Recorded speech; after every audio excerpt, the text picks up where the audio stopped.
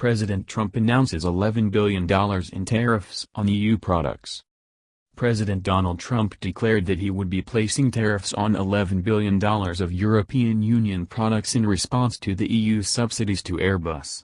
The World Trade Organization finds that the European Union subsidies to Airbus have adversely impacted the United States, which will now put tariffs on $11 billion of EU products. He said. The EU has taken advantage of the US on trade for many years, he added. It will soon stop. The Trump administration released a list of about $11 billion worth of soon-to-be affected EU imports by the tariffs in a response to the EU's subsidies to aircraft manufacturer Airbus considered unfair by the WTO.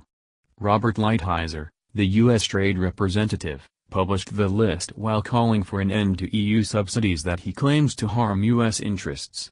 Our ultimate goal is to reach an agreement with the EU to end all WTO inconsistent subsidies to large civil aircraft. When the EU ends these harmful subsidies, the additional U.S. duties imposed in response can be lifted, Lighthizer said in a statement. Airbus representatives branded Trump's tariff as totally unjustified, according to a statement reported in the Wall Street Journal. It then added that the company had made changes to comply with WTO regulators.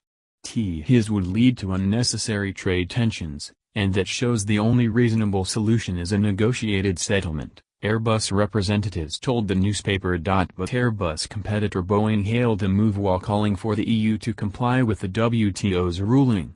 Boeing supports the U.S. trade representative and his team in their ongoing efforts to level the playing field in the global aircraft marketplace, the company said.